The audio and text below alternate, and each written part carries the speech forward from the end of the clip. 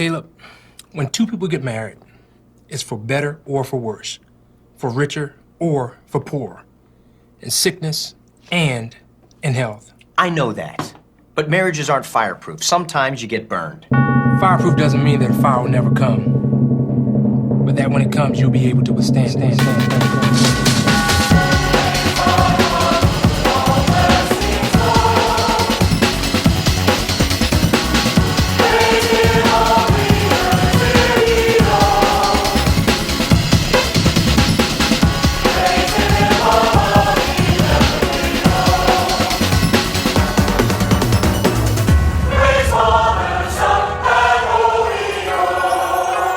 Welcome back to Boys Bible Study. It's us, your favorite boys. We're back at it again in service and fellowship. I'm Ash. I'm here with my co-hosts, Scott and Julian. And today we've got one of the most famous and iconic Christian movies starring someone you know and love. The film's called Fireproof, and here to discuss it in depth with us are our good friends Nate and Dave of the brand new podcast, Fixed Yer Movie. Welcome, Nate and Dave. How are you doing? Hey, fantastic. Feeling like $1 million. Yeah, maybe $1 billion. It's Hollywood, baby. Where, you know, big money, big movies, big Christian movies. What are you guys doing with Fixed Yer Movie? What kind of knowledge are you dropping on people with your new show? Well, we believe that every single movie has it within them to earn $1 billion globally, and with our guidance, with our expertise, we make sure that every movie crosses that finish line and makes $1 billion. Yes. So we know we're giving away to the general public secrets that have been trade secrets. They've been hidden in Hollywood for years. We're taking those, we're making them public so that you, the public, can have the toolkit to make your own personal inner $1 billion. Yeah. We've got about 3 decades of experience combined in the industry. And for the longest time, these were things that we were only doing in executive boardrooms. Right. You know, this type of like brand synergy. I'm more the film buff of the operation. David's more of we like to call him a brand strategist. But both of us are basically cineasts at our hearts. And so, you know, we're just we actually took a conscious uncoupling from the industry for a few minutes after some more controversial tweets that we have apologized for already. We have already talked about it. No sense. It's done. Rear view mirror. And so for us, it's just a nice opportunity to go direct to the fans, you know, and really let them know, you know, how the inner working, you know, how the sausage gets made, and also take some people's favorite movies that we didn't necessarily work on and just give the opportunity, like, here's what it could have been, you know? Yeah, we take movies and we supersize them. Oh, wait, and that's the goal. To be clear, you're just giving this away. Absolutely. Although we do have a Patreon. Oh, okay.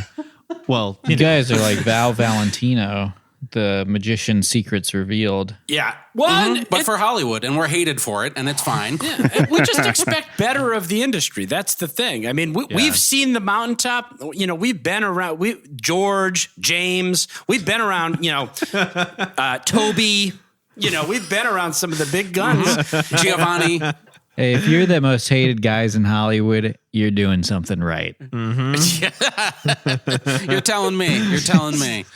Well, where can people find Fixed Yer Movie in order to get some of these trade secrets?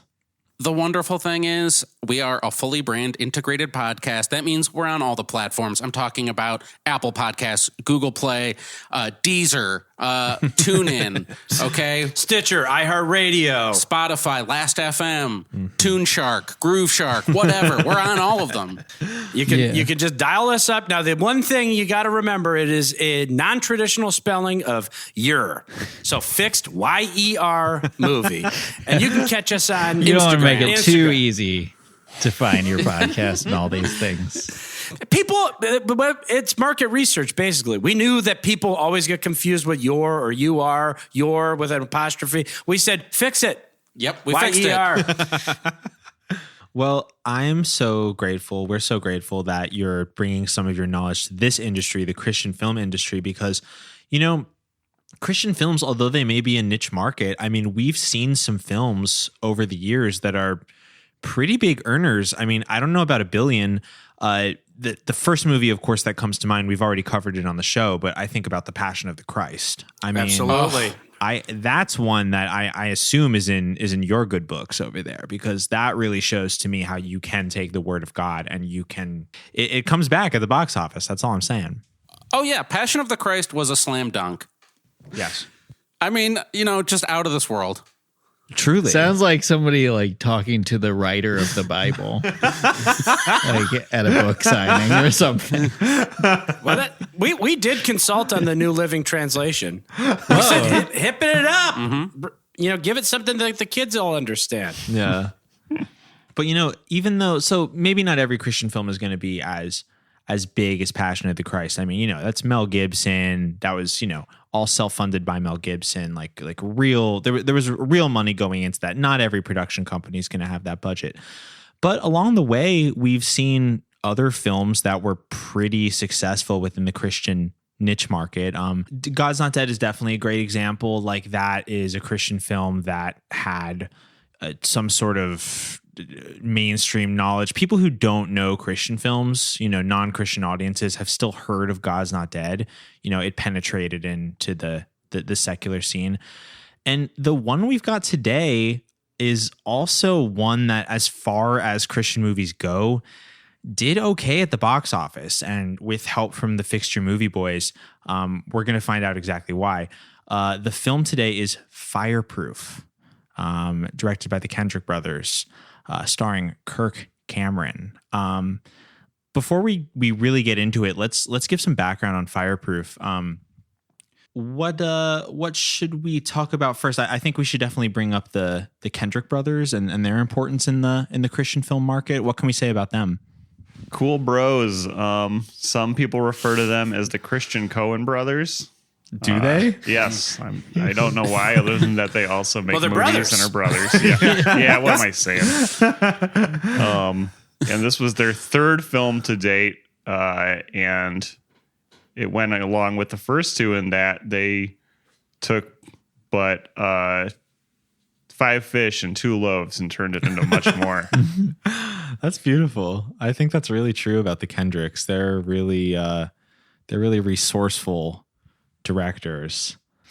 Based out of Hollywood South, Georgia. Oh yeah? Yeah. Yeah. I guess they have 2 companies, Kendrick Brothers and then Sherwood Pictures, which is the production company that mostly operates through volunteers. And that production company too specifically tied into their church. I see. It's an incredible business model. And then they still partner with Sony Pictures to release this one. Yeah, to help distribute it. It's pretty amazing because through the church, I mean, the church is already a nonprofit and they're able to reach so much free labor. There were 1,200 volunteers on this film. Yeah. Are you kidding me? No, 1,200. That's so good. It's crazy. And the Kendrick Brothers is an LLC based out of the Seychelles Islands. What? No, I'm kidding. So we have some very resourceful brothers here, clearly. I will say on this podcast, we have covered one of their more recent films, Overcomer, which actually, if I'm not mistaken, I believe Nate was even our guest on that one. You are not mistaken. Yes. So we've talked about Overcomer on the pod. Are there any other Kendricks that we've covered? No. I know. But there's more we will cover. Oh, certainly. Yeah. Certainly. Their movie before this was Facing the Giants, and they spent $100,000 on that one and made $10 million at the box office. Wow. These brothers. Oh, yeah. These guys don't need your advice. Yeah, they have great multipliers. They Yeah. do, but we're going to need to put a couple more zeros on that one, I think, Yeah. personally. I mean, I'd love to I'm see hearing those millions. zeros go up, but still. Yeah. Before that was Flywheel. Yeah, that was their Which- first one. Be on the lookout, all you people who keep suggesting we do that movie. Yeah, we've been requested to cover Flywheel. We certainly will. I think a Kendrick study session is in order, but I mean, this is a great way to kick that off. Fireproof. So, the Kendrick brothers are very big names involved. We would also be remiss to not talk about a big Hollywood connection who is the front and center of this film. I'm talking about Christian celeb Kirk Cameron. What do you think, boys? Nate and Dave, what do you think about Kirk Cameron? Do you think he has potential in today's market? He's a television actor. He's certainly a television actor, but he has some star quality. He has some star quality. He has some charisma. He's got a mug for the camera. There's a little bit of wattage. The sun may have set a little bit on his earlier career because there was a while, in the late 80s where it did look like he would be the next big, crossover, Michael J. Fox type. Yes. And it didn't happen for whatever reason. Computer who wears tennis shoes around that time. Yeah. I just don't know if he got into some weird stuff. I don't know exactly what happened, but it just never materialized for him. So it's great to see him again. He found a different avenue. That's one thing we have to advise you is if you find one way isn't giving you $1 billion, you just find a different demo that you can sort of make money from. And Christianity is one of the biggest money makers It's the number 2 religion in the world. Yeah. I looked at it. I Googled a few things. If he was smart, he would have gone Muslim. Yeah. But I didn't want to come into this podcast unprepared. So I did a little Googling and absolutely Christianity is the number 2 religion in the world. Whoa. And growing. I'm not going to lie, though. We need to get that up to number 1. Guys, if everyone out there is listening, I smash that like because we need to get Christianity going all the way to number 1. I'm telling you. Send the Kendrick Brothers to Indonesia. It's all over. Yeah.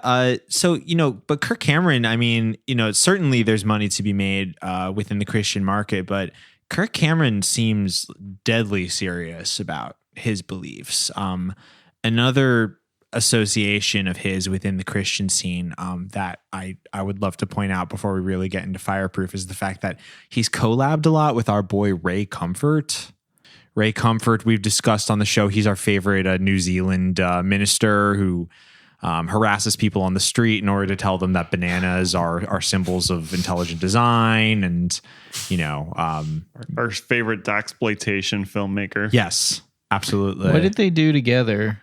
I feel like it was something that was famous. They did some street went missioning, viral. including some missioning to gay people. Oh, right. Kirk Cameron. He's a big... Yes. He's like a... Bigot. Yes. he has, so there's actually a connection to this show and to our friend group because early guest on our show, Danny Halusim, who's one of the many found footage editor contributors to Everything is Terrible. He did a re-edit of one of Kirk Cameron and Ray Comfort's missioning to gay people tapes. And Danny picked out the best scenes and put it online, and it went viral. And Kirk had to Grandma, issue... you're going viral. Kirk and his people had to actually issue a statement. They had to say that Danny handpicked things out of context. They accused Danny of handpicking things out of context and basically said Basically that, what happened to us. right. So you can Context is key. relate. Right. found guilty without a trial. Exactly. Much like his hero, JC himself. Right. Oh, wow. Right. There you go. Yeah. A great miscarriage of justice in my opinion. But so, I mean, you can't relate to everything about Kirk, but you can definitely see where he's coming from in this capacity. Coincidentally, Danny was also on for a firefighter-based movie. That's true. We had Danny on Yeah. very early on in the show to talk about the Trump Prophecy, which is a Christian film about a firefighter who prophesies that Trump is going to win the election because he's going to prioritize Israel, which will bring about the Armageddon as foretold in the Bible. So Doesn't sound firefighters, so crazy now, does it? I know, right? So, firefighters do have a big place in the Christian mythos. Anything else to say about Kirk? I saw him at In-N-Out one time. I like That's to bring this right. up. He had the famous, most recently, he had the, what did he have, like Subway for his birthday or something? Yeah. Nate and Dave, did you see the Kirk Cameron Subway birthday photos? That is the greatest Subway ad we've had since the Jared era. Kirk Cameron is the second most disgraced Subway spokesperson. The man knows how to keep himself in the news, you know? He really does. Gentle listeners, if you haven't seen, there's this pretty famous photo of Kirk Cameron celebrating his birthday with his family, and there's just like 2 wrapped up Subway subs just like sitting in the middle of a giant dining room table, and he's kind of like hunched over. If I remember correctly, he's kind of like hunched over on one side of the room, and he's just like us is all I'm trying to say. Yeah. Like It's like in the offices of a church. is it? I think looks so. like It looks it. really weird. Like the weird parts of like your church or synagogue that Right. where they do like all the, There's a boardroom setting type of thing. I don't going know. on. Yeah. Like Yeah. for whatever reason. Like a long table. Yeah. The synagogue I went to had all these extra rooms in it that I don't know what they were for, but they were like just always empty. I hate to break it to you, though. He's probably not at a synagogue. And those empty rooms were for Elijah. Oh, you're totally right. It does look like, I'm looking at it now, it looks like a church office, and I said 2 Subway subs. It's more like 4, but yeah, there's like 4 Subway subs like perched on plates in the middle of this like giant like Neil Breen movie looking wooden table, and he's blowing out candles on like a cake that he bought at Vaughn's. And again, he's just like it looks like any fucking sad ass like corporate meal, but it's just a very odd sight to see. The once lauded Hollywood star, television star Kirk Cameron. He donated his salary for this movie to his church camp, summer camp. To his Really? own camp. Yeah. Oh, okay. And probably took like a percentage of the box office. Ooh, smart move. Yeah. And if he owns the camp, you're just getting free publicity for the camp. That's a little ancillary right. income. Yeah, that's true, because that camp did specifically come up in a lot of the articles about this movie. So I didn't even They think pointed about out that. in the movie that it was a camp, so they could have taken that further, but it's a good start. There's great synergy to this movie. Yeah. I just like to say actors who take a percentage of the profits instead of a salary are the most disgusting, spineless people.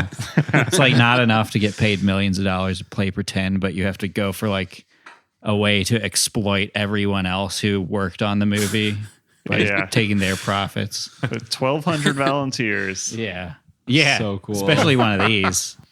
Yeah. So cool. Oh, all of the locations were donated too. They did not pay for one location in this movie. Even like the firehouses? Yes. There is an amazing. incredible, and you can tell they know how to stretch a dollar, because even when they're showing the firehouses, every time the fire trucks pull out, it's the same footage. So they only had to fill Save the the tanks up one time. I see. But they Yeah. got three different action sequences out of the one take. Yeah. Amazing. Film with more than one camera. We always advise it.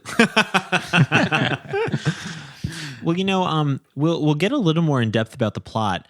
But speaking of synergy, you were just as you two, Nate and Dave, often do talk about synergy.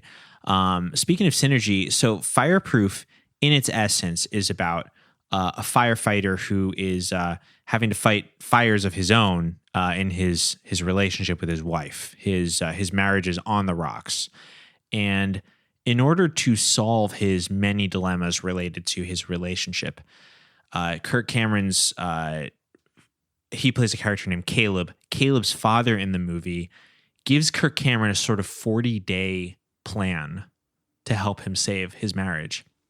And this plan is actually available for the average person to look up and work with. Can we talk about this? What do we know about this tie-in sort of marriage counseling from It's home called plan? Fixed Yer Marriage. That's trademarked. It's actually called The Love Dare. The Love Dare. And you'll never believe it. It's sold over 3.5 million copies. Wow. These guys had just print money. Seriously? Yeah. And apparently with that book too, so they say they had already started working on it, but during some early church screenings that of course went very well, people came up to them afterward and were like, where can I buy the book? And so their publisher like pushed it up so that it could come out like basically opening week. I'm really interested because in the movie, if the movie was done first, they say in the movie, like, oh, it's a 40-day challenge. And the dad will check in and be like, what day are you on? And he's like, I'm on day 19. Rub your wife's feet without like waking her up. And and like, I'm just curious because they cherry pick a couple days here and there. Like day 1, day 4, day 19, day 40. So like what are the other days in the book? Do you think they just had to like quickly scribble in some? Yeah. Do you think they had actually filmed all of the days and then they were like, wait a minute, we can't give away all the days. We got books to sell in the future. If you got volunteers working, you just have Kirk tell them, film all the days. I'll pick which ones are good at the end. Yeah. They're working free anyway. Might as well. So yeah, so already, I mean, we have the Kendricks here who definitely have an eye for, how to build out a business or, build out brand synergy from their Christian film. So it's a good start. But let's get into a little bit of the meat of Fireproof. We certainly don't have to go over everything beat by beat, but there's a couple things that we should really talk about. I guess like the first question I had for the whole group is like, what do we make of Kirk Cameron's character Caleb and his relationship to his wife Catherine? Like, what's the dynamic in their relationship like? Because I find it to be very bizarre, even as far as like Christian movies go. There's just something not quite right. They are like bickering children. Every time that they're in the same room with each other, he is the worst. He is always the instigator, always the escalator. Yeah, he is somebody who runs very hot whenever anything goes wrong, despite and is extremely unforgiving of his wife, who works what seems like a much more. I mean, he's a firefighter, but it seems like her job is much longer hours and overall much more demanding outside of when he has to like go into burning buildings. Yeah. But he expects her to work this like 50-hour-a-week job at the hospital and then come home and make dinner for him every night. And he makes it clear in the beginning, he's on 24 hours, off 48 hours. She's at the hospital every day. The heat and like the raw energy of his intensity is as if you dropped like Ryan Gosling from Drive into a suburban kind of comedy. Yes. He really just like, not only runs hot, but just like lashes out at a moment's notice. Like she'll be like, oh, have you thought about doing the dishes lately? And he'll be like, you stupid bitch. Like, I hate you so much. Like, I don't know. It's just like. He says the word woman in this movie with a more hateful attitude than you could use the B word. Like, yeah. Right. You disrespectful woman. Because you care more about saving for your stupid boat and pleasing yourself than you ever did about me. Shut up! I'm sick of you! You disrespectful, ungrateful, selfish woman! How dare you say that to me? You constantly nag me and you drain the life out of me. I'm tired of it. If you can't give me the respect I deserve, look at me. Then what's the point of this marriage? You can tell that they like had to Control F and replace all of the C words with woman. Yes. Before they start shooting. It really does feel like that. And, his dynamic with how he treats women carries over even into the way he deals with his own family, because there's another like running thing in the film is his relationship with his mom and dad. And it's so funny when he like calls his parents up on the phone and is like, Mom, what are you doing? Let me talk to Dad. I don't want to talk to her. Like why is she on the phone? I don't know. It's really funny that he just can't handle talking to women at all. There's the scene where he's visited by, naturally with this dynamic with his wife, pretty much the first scene on the through line throughout the movie is they're heading towards a divorce. A divorce seems inevitable, right? And as much as he is trying to resist it and looking for any sort of validation for his anger from everyone he talks to, who just is basically supposed to be a piece of cardboard that he can scream at about how much he hates his wife. And it will only listen to them if they agree with him. And he invites his parents over, and he gets really mad that his dad brought his mom with him. To where he says, why did you even have to bring her here? Caleb, if she's working every day and she's trying... Mom, I do not need you to tell me I'm doing everything wrong. I've got Catherine for that. I am not the problem. She is. All I'm saying is, if she's working... Cheryl, let's hear Caleb out.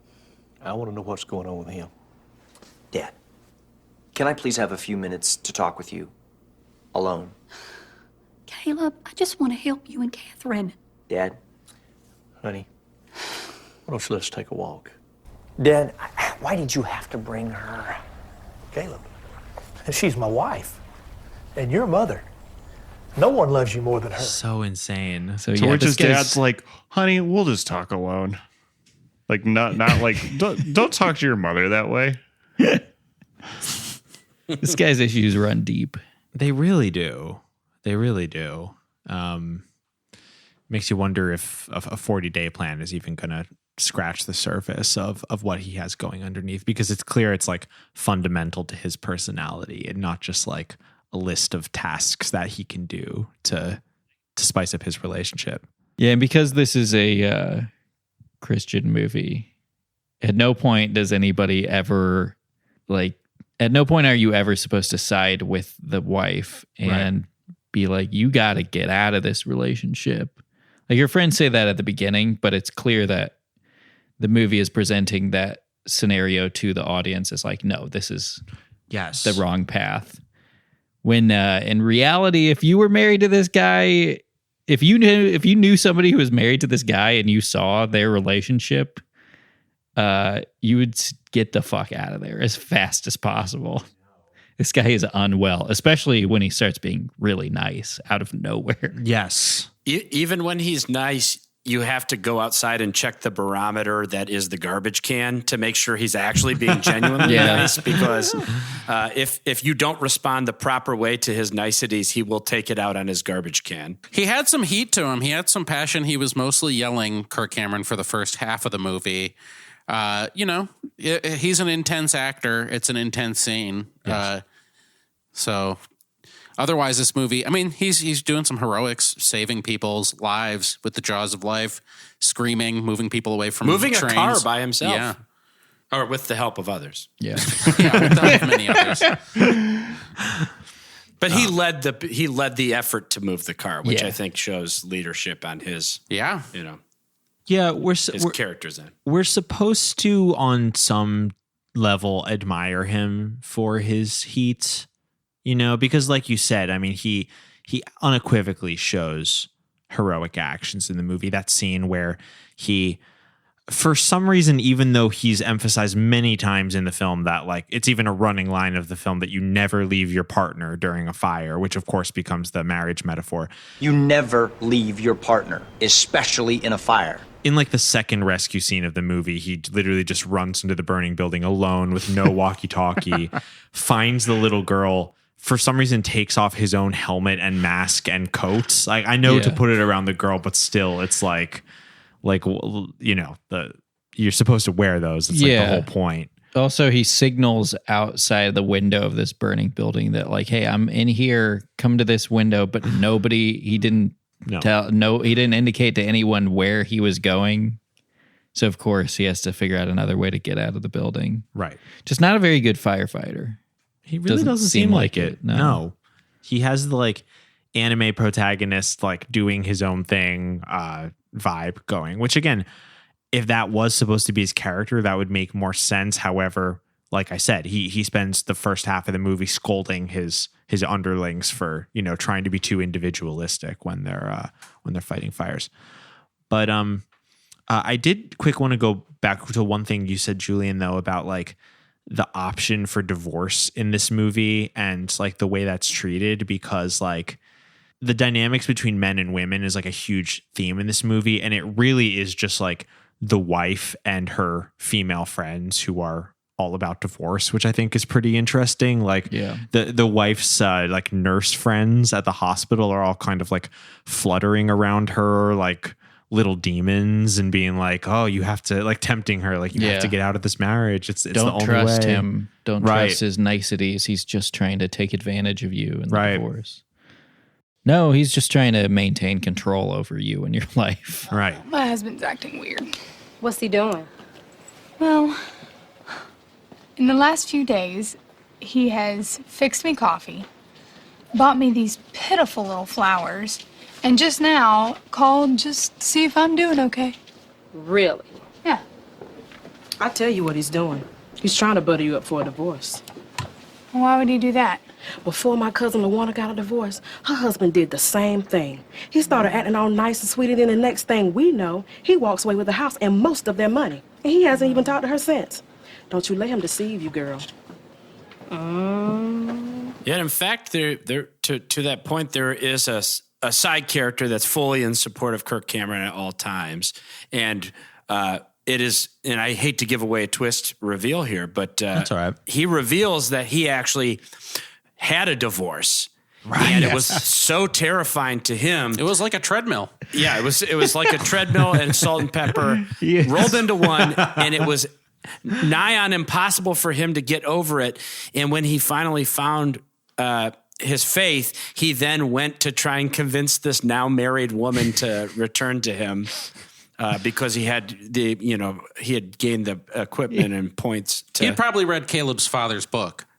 Right. Right. Yeah, in a movie with characters who are just in total denial of reality and like any like sensible actions, that guy is probably the most unhinged. In that he speaks in riddles and just the most obtuse metaphors of like comparing your marriage to a treadmill and gluing the condiments together in the kitchen. Yes. And then, he reveals that he was married for one horrible year. He got married for, his quote is, I was married for one horrible year. I got married for the wrong reasons. I got divorced for the wrong reasons. I tried to get back together, but she had remarried. So, like, maybe don't go to this guy for marriage advice because he's not the most stable person. No, he's a psycho. I want to point out this actor's name is Ken Bevel. He's really good. He's only been in two things: this Fireproof and another Kendrick Brothers film, Courageous. Oh, right, the cop one, which I don't think I've seen. I haven't personally seen it. Maybe we'll do it one day. Pretty good. Pretty good. Yeah. Ken Bevel is Kirk Cameron's like immediate underling at the firehouse who sort of acts like a guide for him. I will say even the two of them have a pretty strange dynamic. Like Kirk Cameron, like twice in the movie is like, I give you permission to give me your opinion about this. It's very strange. I don't know. He did give one good bit of advice though when he said that everybody could use some counseling. Yeah, which was like, I'm mad. Right. Yeah, he says I'm not going to tell my personal life to somebody who's. It's someone who it's not their business. It's not their business. I mean, it literally is their business. Yeah, that's literally their business. Right.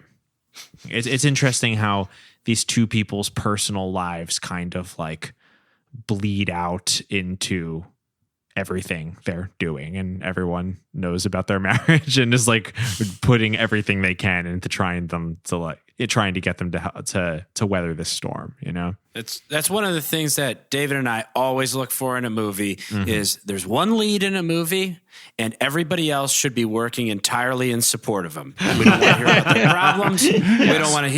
We don't want to investigate what goes on in their life. Everybody should be helping the lead do the action that makes the movie go. That's why they're in the movie. Yes, thank you. Yeah, thank you. Supporting actors for a reason. No, I think Fireproof definitely checks that box. The protagonists have protagonist syndrome, and everyone else is just either a positive role model or like a harpy who is giving the wife bad advice about that she should divorce Caleb immediately.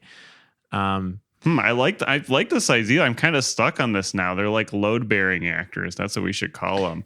You just like walk up the pile of actors to get to heaven. That's the star. So I got a question for the group. Please. We've talked a lot about how Kirk Cameron's character Caleb spends the first half of the movie screaming at everybody, and then spends the second half of the movie whining to everyone.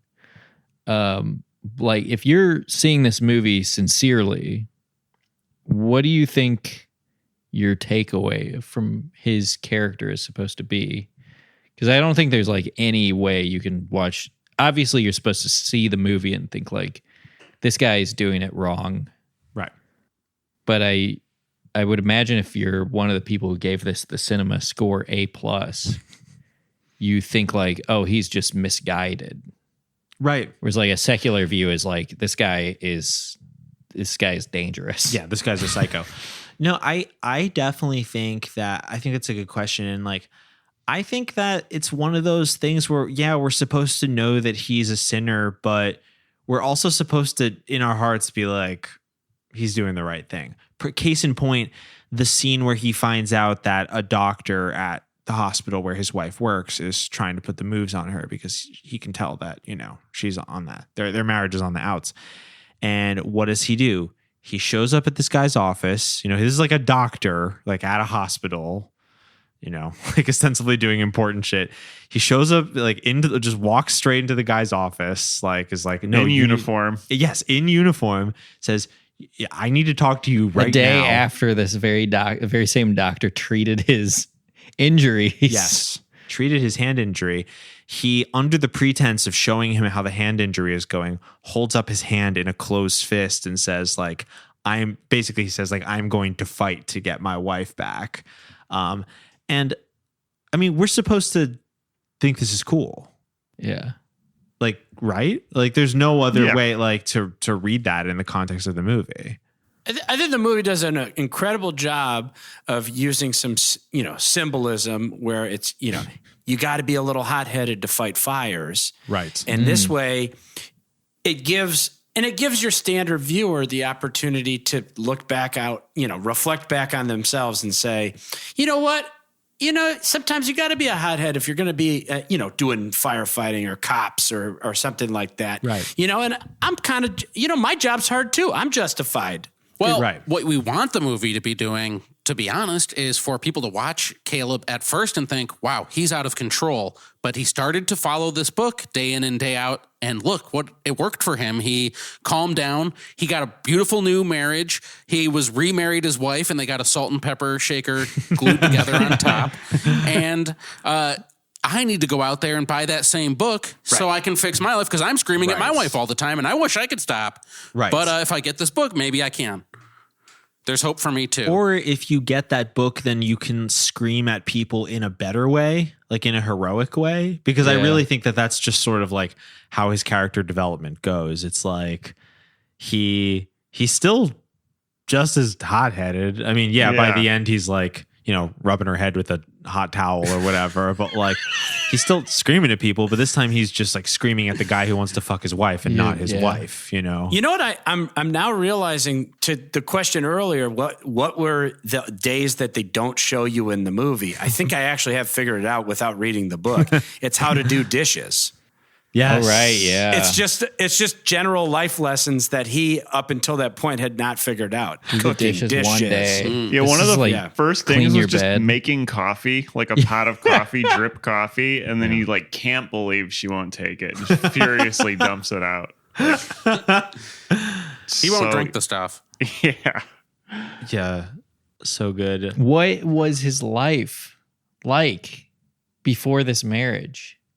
Right. And they're hungry. rich. They're fucking rich. That's the other thing too. Like, she clearly makes a lot of money.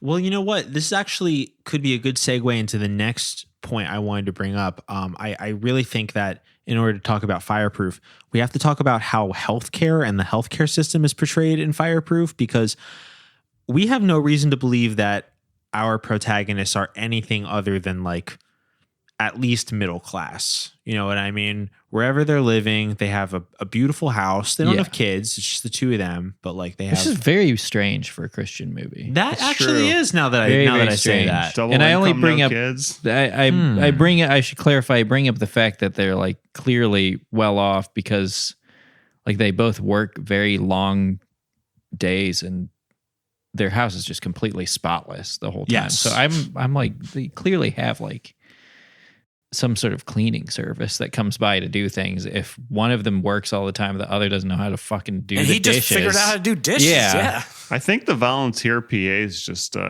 keep Yeah, the they place bring cleaned up. by people from the church. Yeah. They also have, they have 2 bedrooms. I mean, I guess it's pretty common for a suburban house to have like a guest bedroom in it, but it's there's 2 beds. It's very easy for them to sleep in separate beds. They both have, fully furnished separate bedrooms. So, they have some room to spread out here.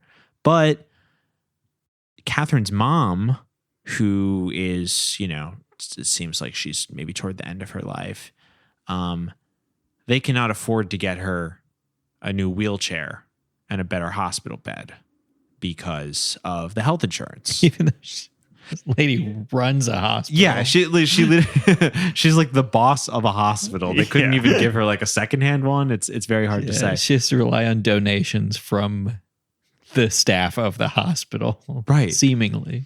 Right. Well, let's talk about this. Like what can we learn about attitudes toward healthcare from Fireproof? Well, the only other doctor character is the villain in the movie. Yeah. Yes. And we cheer for the first responder when he threatens to beat up the evil doctor.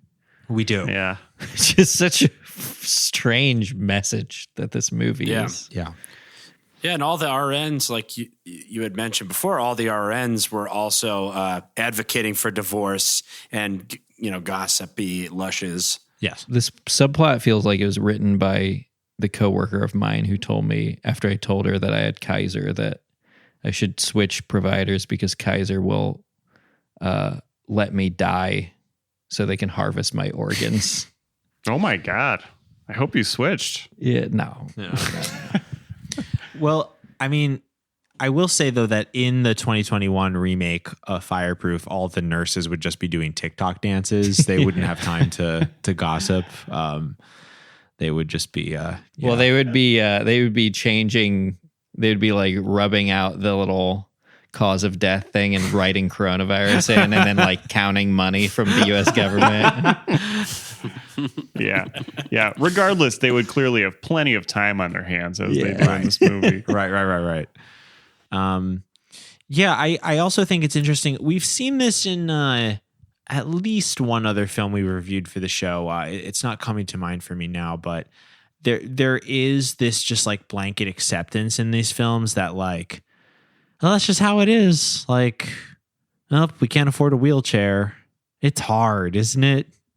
It creates beautiful moments of Christian empathy then. And it creates drama because Caleb has to choose. Does he want to help with hospital supplies or a boat? Right. Obviously, he's leaning towards the boat. He even reads Boat magazine. Yeah. Catherine, what is your problem? Did I offend you by walking in the door this morning?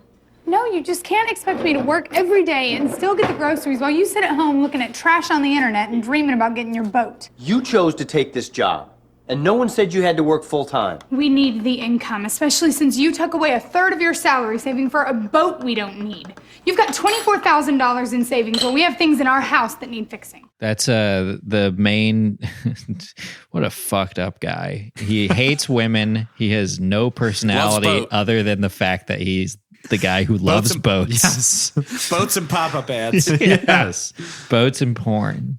Yes. Hold that thought because that's definitely the final talking point I want to get into. But I did want to say that I think that Fireproof really gets into the Christian desire. Christians love paying it forward. Yeah. Okay. Christians absolutely Not through taxes. Yeah, right.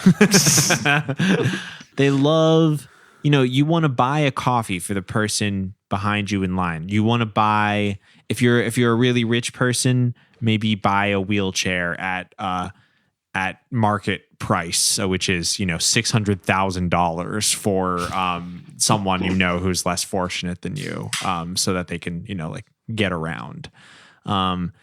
There's never, obviously, in any of these movies a critique like, wouldn't it be awesome if you could just buy a wheelchair?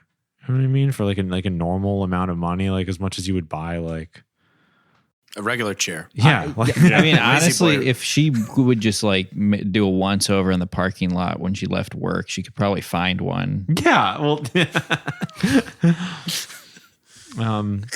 doesn't she take care of people who, die out and leave the chair?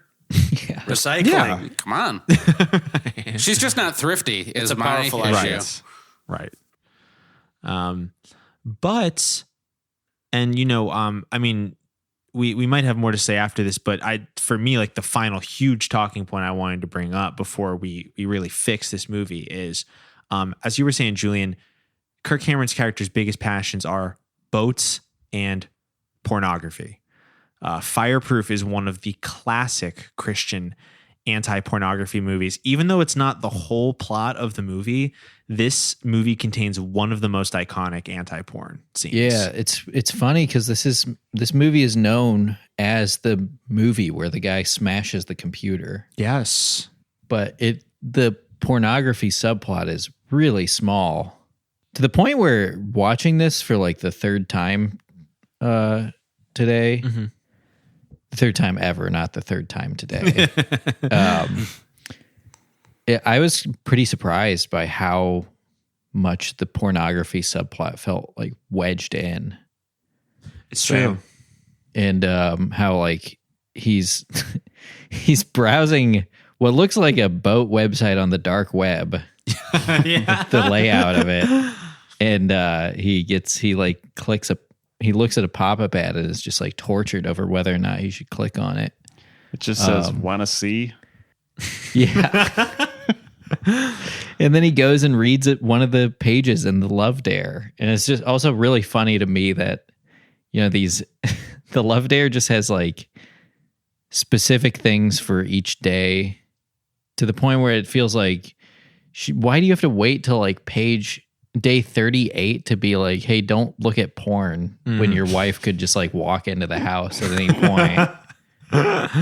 Like, who said, I think you said like maybe read the whole book first and then you know what to do. I didn't, but that's a very good point. Somebody said maybe read the whole book when you get it and then just like draw some lessons from it instead of being surprised on day 38 when it says like, now you have to smash your computer. Yeah, but you're totally right. That the Kirk Cameron smashing his computer with a baseball bat, leaving it in the garbage can for his wife to find, is some great comedy. Caleb, remember that? Yeah. Mm-hmm. Some of the better humor beats in the movie. Absolutely. When the nosy neighbor observes him smashing the computer and says, "Caleb." Mr. Rudolph. Caleb. Robert Duvall type. Caleb. Wearing cowboy boots. Ash, as you noticed, was probably at his wife in a fuck sling. Yeah, we do see the, ostensibly happily married older neighbors. And that guy looks like he's packing heat, I'm telling you. And all that works is because it's so visual. I feel like physical comedy really like crosses different groups of people, different markets. Do you guys agree with that? Oh, 100%. Absolutely. Comedy knows no boundaries, especially physical comedy, that type of thing. When you're doing specific jokes, sometimes, different regions of the world have different, and that's what I like about this. We'll get into it during the fixes, but I really liked about this movie that the comedy was broad and physical and identifiable. Yes.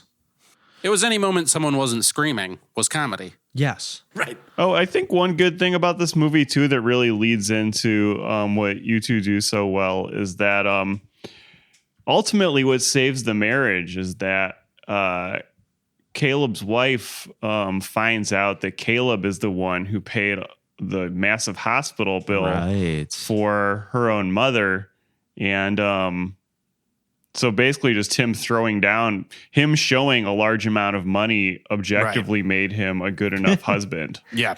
It definitely creates a stamp of approval, and it gives that luxury tourism that people love to see on the big screen. The luxury of buying a wheelchair being able to die with dignity. Being able to afford health care. Yeah. You know what we actually didn't really talk that much about was the religious angle of the Love Dare. You know what? That's a good point. Let's bring that in. I mean, it's pretty shoehorned in the movie. It That's the is, thing. because it was sort of. I was wondering, like, because when Caleb starts having his moments of doubt after he does the candlelight dinner, just imagine you spend the last like 2 years in screaming matches with your spouse every single day. Yeah. And then just suddenly, at the end of 1 week, he has a candlelight dinner waiting for you when you come home. A basket of 30 bread rolls. Yeah. I would imagine that if I just came home and I saw the maid spread, I would just assume his body was upstairs. So naturally, his wife thinks that he's up to something and is not going to just instantly forgive him for his behavior. We should mention that one of the rules of the book is that you're not supposed to tell your wife about the book. Right. Yeah, don't tell your wife that you're trying to fix the marriage. Right. Or that you want to fix the marriage. Keep lying to your wife. Yeah. So she says, I don't love you.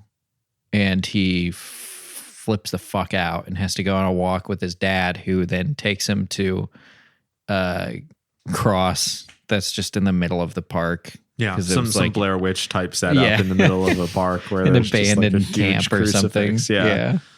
An abandoned camp in the middle of this like city park. Right. And he starts talking to him about the other aspect of the Love Dare, which is the part where you have to give yourself up to a higher power, which is the God and Jesus Christ, which it was really strange. Like you said, Scott, felt very shoehorned in because, like, does Jesus say anything about marriage or like the secrets to a successful marriage? I mean, certainly not laid out like that. I mean, I really just the Christian message of this movie basically, and again, I agree, shoehorned in. I would say this is more of a Christian lifestyle movie than like a Christian movie. It's about how to look like you're living a Christian life, how your marriage should look if you're living a Christian life. It's honestly more of like an aesthetic movie. Honestly, kind of ahead of its time in that way for 2008. True. But the essential premise of the Christianity here is that all good things are through Jesus. You can't really make good decisions or be a good person unless you're living through Jesus, because Jesus is the only way. So if your relationship isn't based in Christ, then there's no relationship to speak of. Like, that's like the essential premise. Yeah. God's the glue that keeps the salt and pepper shaker together. Yes. Caleb, salt and pepper are completely different. Their makeup is different, their taste and their color. But you always see them together. And when you... Hold on just a second. What are you doing? You didn't have to glue them together. Don't do it, Caleb. If you pull them apart now, you'll break either one or both of them. Which is really funny because it just is like another just stripping away the woman of her agency when the dad is like, if you give it up to God, he is going to make your wife love you, whether she wants to or not. Yes. God will make it happen. And he does, because he brings her Chick-fil-A of all foods in the year 2008 to his sick wife.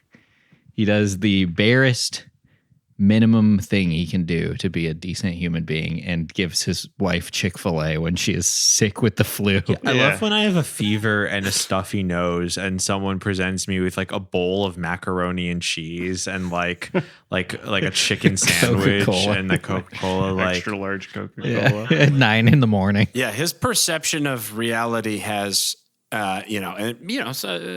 shadows of great movies of the past, like a Psycho or whatever. One of the advices is just call her to check in on her. And so then he checks in by going, "What do you need? Are you okay? What do you want?" Yeah.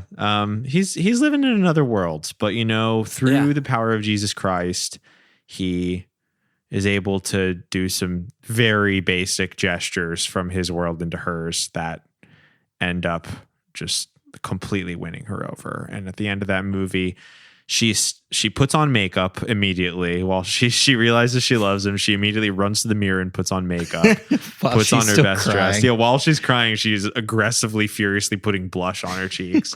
And she shows up to the firehouse wearing her nicest red dress, and they share a passionate kiss right there in the middle of the garage. And that actually, Nate, you will be happy to hear they did use a stunt double for that kiss. Yes. Goodness. That is good to hear. What's the story with that? It's Kirk Cameron's actual wife, because he's not going to kiss an actress who's not his wife. Jezebel. Yeah. No. Yeah, you can't kiss a harlot. Actors, just like in Shakespeare's times, are lower than dogs. So.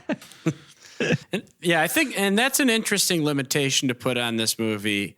That I think there are some alternate workarounds we could come up with as well, not necessarily involving Kirk Cameron's real life wife. Well, it had an incredible twist ending.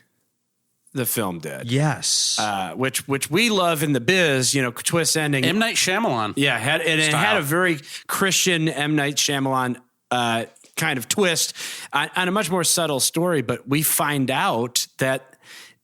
Even though Dad spent all his time transcribing it, right? It was a Christopher Marlowe, William Shakespeare. You might not get that reference, David. It was the Christopher Marlowe, William Shakespeare idea that it turns out Mom actually wrote the Love Bomb, or what was it? The Love Dare book. The person who this guy thought was the stupidest, lowest scum on earth. His own mama. She was the one who saved the marriage. Yeah. Yeah, when he finds out, you don't know, and you watch the whole movie, so you've seen him at his pitch anger. So it does create a little bit of tension when he's running back home. Is he going to punch Mom? You lied to me, bitch. Or even just yell straight into her face, like 2 inches away, while slamming cupboards around her. He breaks down crying because he finally sees a woman as a human being. Yes. Which is great it's great because we always love 4-quadrant pictures. That brought in the other 2 quadrants. What? Wait, what? Yeah, what are the quadrants? You got to have men that are young, men that are old. Women that are old, women that are young. Right. Everybody knows that. That's the 4 quadrants. Right. Good for everybody. Right. This movie had them. Yeah. 4 out of 4. Well, we brought you on Boys Bible Study for a reason. Like, we want to see Christian films take over. You know what I mean? We're happy that this niche market has grown and grown as the decades have gone on. But this is our lifeblood here, and we want to see them get big. So, Nate and Dave of Fixed Yer Movie podcast, how can we get Fireproof to $1 billion? And let's go over the numbers real quick again. That's a good point. Yes. So this movie cost $500,000 to make. It did over $33 million at the box office. Ooh, yep. Oh, and then, I love hearing that. Yeah. Furthermore, it's a great budget to gross multiplier. Right. Yes. Imagine if they would have spent $100 million. Yeah, well, that's the thing. With at-home video, don't give them any good ideas. Another $50 million, and then we don't know what they made off the $3.5 million plus books. Right. So let's look at this picture then as roughly $60 million, and with the ancillary, we'll set that aside. We'll assume that's just gravy on top. I know books sell well, but. For starters, David and I always start with the things we want to start with some positivity. So we start with the things we like, branding, the branding. Fantastic. Chick-fil-A. Wonderful tie-in. Well, here's another branding opportunity. He's constantly smashing garbage cans with a baseball bat. Why isn't Hefty or some big garbage can Louisville player? Slugger. Yeah. MLB. He puts on his favorite Anaheim Angels jersey and goes out Gets and the takes Louisville Slugger, shows it. And gets the Hefty. And I don't want to diminish what the Kendrick brothers did on this picture. The whole movie's a commercial for a book, so right there It works. Right there, we're already thinking on third dimensionally. And David and I are just trying to kick it off into the fourth dimension, basically. One of the big problems, and I know this is going to be a sticking point with you folks at Boys Bible Study, but one of the things, the BHI was very low in this body movie. heat index. There was no body heat at all, almost. The best thing, the only thing they had that even resembled a hunk was either Kirk Cameron or that like chipmunk-looking doctor that she goes for instead of him. And so I did a little Google search, and I looked up who are some out Christian celebrities, okay? Yes. Just Googling, basically. It turns out Mark Wahlberg is a practicing Christian. He actually even credits Christianity for some of his successes, in the Transformers pictures and all that stuff. So you replace Kirk Cameron with him. Yeah, Kirk can play a side character. That's fine if you want to keep him in just to up the credibility. What was your idea for his wife? Well, check this out. Ever since she married Keith Urban, Nicole Kidman has transformed to Christianity? Transformed, yeah. What's the biblical converted, term? Boys, converted. to Christianity. Wow. So you bring in Nicole Kidman because Mark Wahlberg doesn't, unlike Kirk Cameron, he's not stuck up. He doesn't have the issue kissing somebody who's not his wife. Can I give you a controversial idea? What if we get rid of Kirk Cameron as the lead, but then we bring in for the wife Candace Cameron Bure? That's an interesting idea. She has heat, graduating back up from Netflix show. I actually like that idea, and it kind of gives it that Christian. Because I worry. One of the things we always try to do is we try to stay within the realm of what the studio was trying to do with the movie. Sure. So I don't want to take it too far away. I want to give the Christian viewer what they liked about this movie, but just up it up a little bit. And I'm thinking if you have Mark Wahlberg, he doesn't have a problem kissing Candace Cameron Bure, doesn't have a problem kissing Nicole Kidman. We don't have to show it. We can do it tastefully. But I believe it's in the Bible. You can have missionary sex.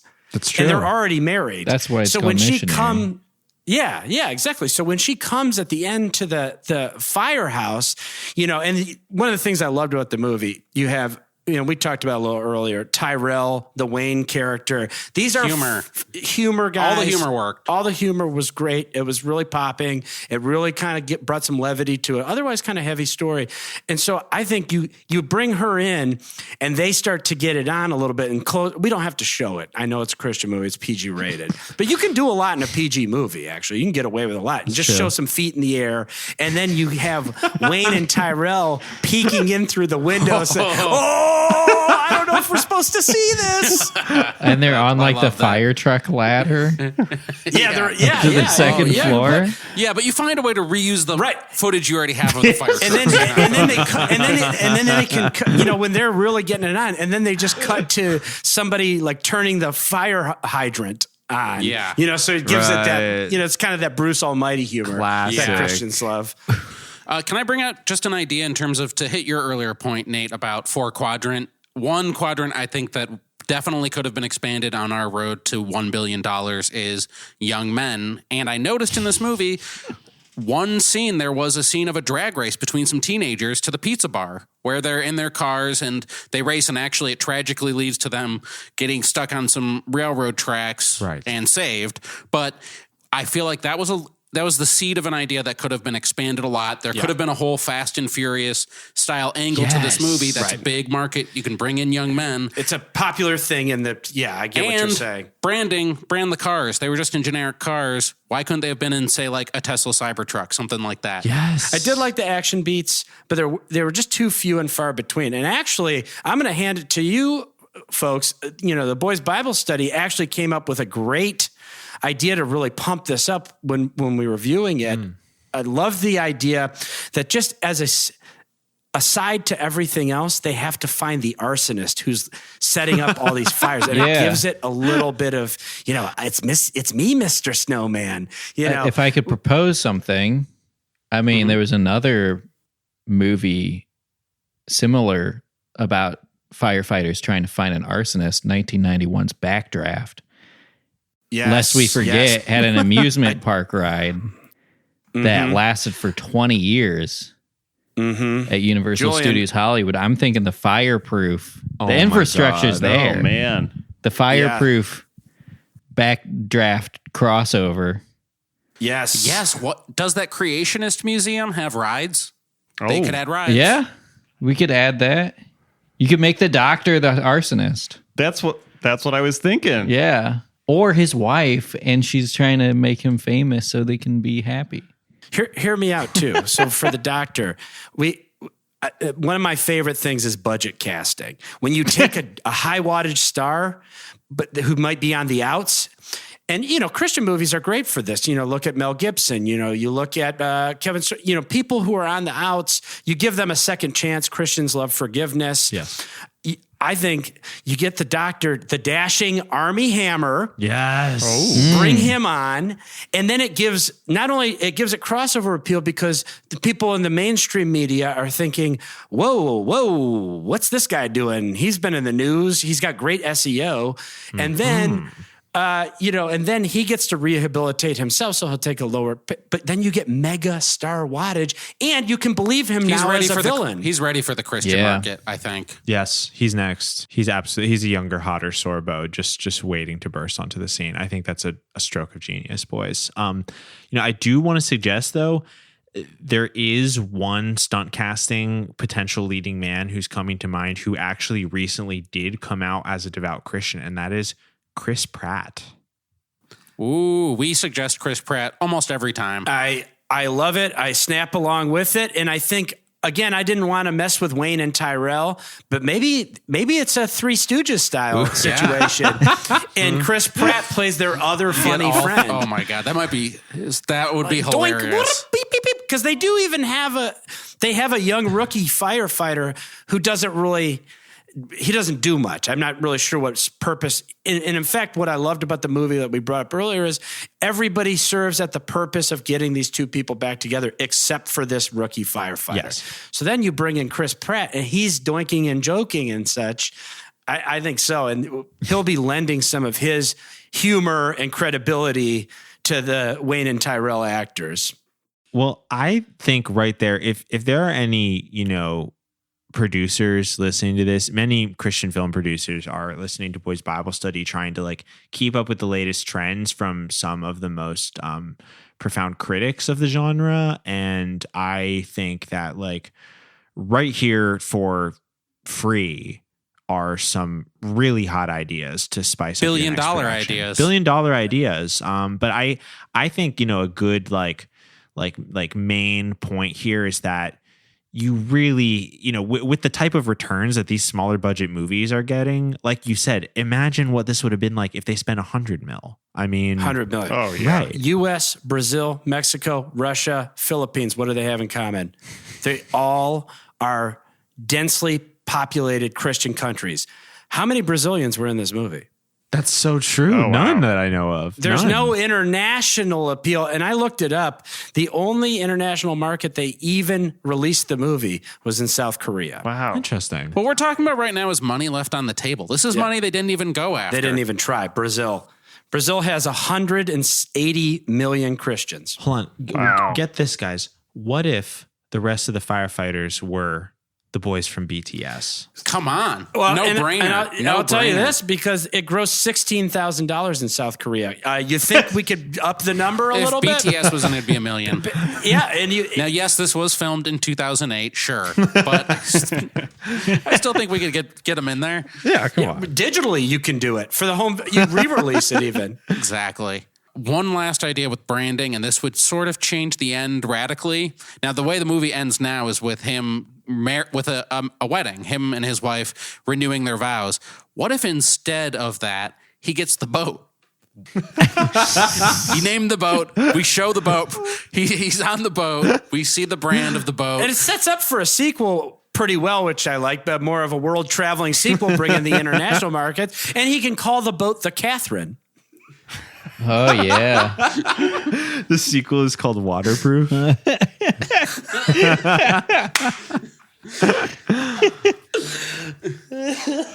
Or what? How about this? What if he bought the boat? He buys the boat anyway. She loves the boat. Oh, that's that's 4 quadrant ending right there. She loves it. But we don't even need to know what happened to mom. He could name it after the mom. Yeah, there you go. She's on the boat. She's partying, you know, Okay, whatever. yeah. Get this for a sequel idea. Throw Mama from the boat. You know, I was wondering too, maybe you two know if this has been done before.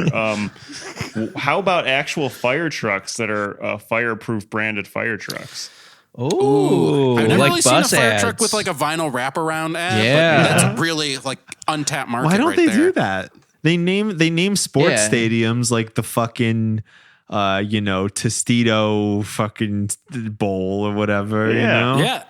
The Staples Center. They should you know? privatize the. Anything They that- should We definitely need to privatize firefighting. our essential first responders. And I thought too, because what's an essential? We want them to have the Love Dare book for sure. Right. But you know what book they like even more? The Bible. Fireproof Yes. Bibles. You can burn your house down. The Bible will still be there. Whoa. It's in a laminate, And it's or a something. Fireproof Bible. Yeah. Yes. Yeah, you can't. So it costs more. You can't.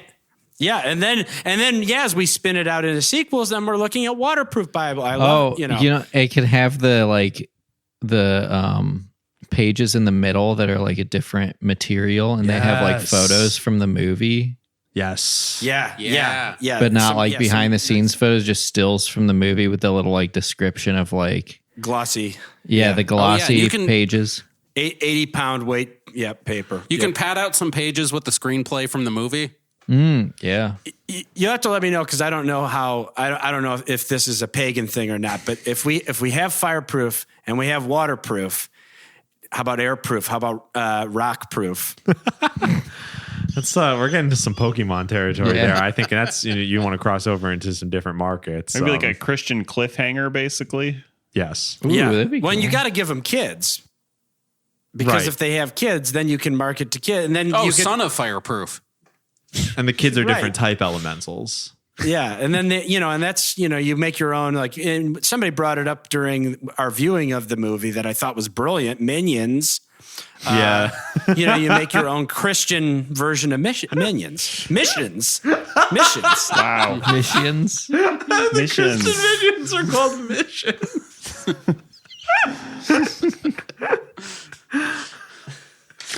Oh God. Well, I'm telling you, boys, the Christian film industry is coming back in a big way. I think at minimum every Christian movie from now on is going to be doing Passion of the Christ numbers, and hopefully even better. I hope so. 300 mil? No. I'm thinking a bill. So we are very grateful that we could have the Fixed Yer Movie boys bring some of their financial expertise and Hollywood secrets to the Christian film industry. But before we go here, I think we should all give this film the official Boys Bible Study rating.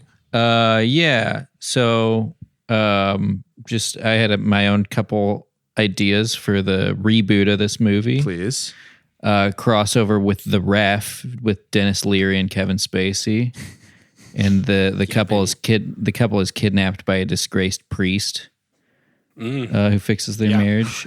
So we had the backdraft idea with the atheist arsonist.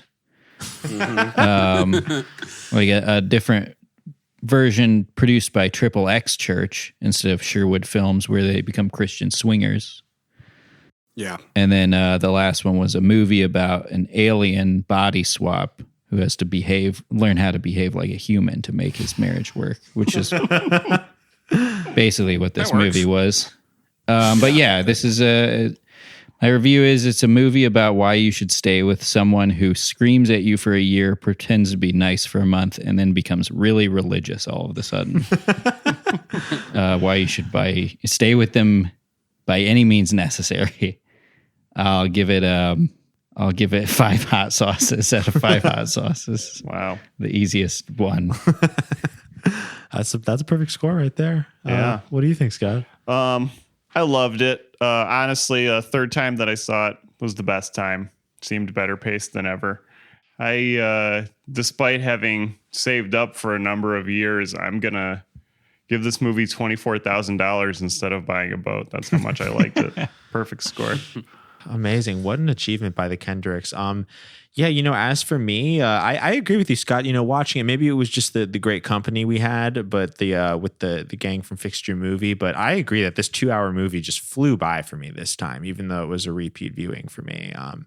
It had a little bit of everything, and it really showed why the Kendrick brothers are just top class when it comes to Christian filmmaking. Coen brothers of Christian. The Coen brothers. Many people call them the Coen brothers of Christian films. I would have to agree with them. I'm gonna have to give this film 5 out of 5 alarm. 5 out of 5 alarms. That's what it is. Okay, just hold a 5 alarm. Yeah. Okay, I'm gonna give it 5 out of 5 alarms because this movie will put out the burning fire in your heart. That's how I think about Fireproof. Nate and Dave, do you know about our Boys Bible Study rating system? How would you rate Fireproof? Well, on our podcast, we always do a pick it or nix it. Is this movie worth the amount of time and effort it would take to get it to $1 billion? And I want to thank you all for having us on and really exposing us more to what you called Hollywood of the South. Yes. A very emerging market. Yeah. I mean, we're learning along with y'all, and it is. See, I even said y'all. Wow. And when in Rome, the untapped potential of church tie-ins, of disposable money, and just when you have a market of people who believe they're doing good deeds by paying to see a movie, that's better than X-Men. Incredible. Oh my God. That's better than Fox Marvel's X-Men. That's better than Disney Marvel's The Avengers. Yeah, and listen, the Bible maybe isn't as good as X-Men in terms of source material, but you have a market there to sell to. And it's free to use. It's fair use. Right. There's no copyrights any longer. So, I mean, for me, it's definitely a pick it, and it's 5 Bobby Lee Dukes out of 5 lollipop shops. Yeah, I have to agree with Nate that this is for me personally a pick it in that this is a $1 billion movie that doesn't even know it's a $1 billion movie, but it's so obvious to anybody watching this movie. This movie easily could make $1 billion, and I would give it 5 porn addictions out of 5 porn addictions. So. I mean, it doesn't get much better than that. This is a shining star in the field of Christian film. But Nate and Dave, thank you so much for spending the time and sharing your expertise with us. Please remind everyone listening, how can we listen to your new show? It's Fixed Yer Movie. YER. As we've learned, the non-traditional spelling, if you spell it the right way, you're not going to find it, sadly. But if you spell it our way, it's everywhere. We're Twitter, we're at Fixed Yer, again, YER. And then on Facebook and Facebook presents Instagram. And Facebook presents Instagram, we're Fixed Yer Movie. And you can listen to us at all the podcast streamables, Yeah, we just iTunes.com. want to give a big shout out to all streaming services. We couldn't have done it without you. So, yeah, please check out the show. It's very funny, and it'll have you thinking about this fucked up industry of ours in a brand new way. But on the Boys Bible Study side of things, as always, all of our episodes are available at boysbiblestudy.com. If you're new to our show, go there and listen to our entire back catalog of free episodes. And if you'd like to hear more and support us, please check out patreon.com/boysbiblestudy. Your pledge of $5 a month or more will unlock our new bonus episodes. We make at least 2 every month, and a year's worth of our back catalog as well. So please check that out. Also, shout outs to our very special patrons at the $20 tier, our patron saints. At the end of every show, we must recognize them. Shout outs to Nicole, Russell, Marissa, and Jeff. Thank you so much. And if you'd like to join their esteemed ranks, consider bumping up your pledge to $20. Our outro music is Oh My God by Mary. Please check out Mary's music on Bandcamp and Spotify. From all of us here on Boys Bible Study, myself, Ash, my co-hosts, Scott and Julian, our very special guests today, Nate and Dave of Fixed Yer Movie Podcast, we would like to say, peace be with you. and also with you. Forgive me, Father, for I have sinned. I feel your love in me, it's coming from within. Oh my God, my devotion is so unwavering. Divine emotions when you enter me. Every day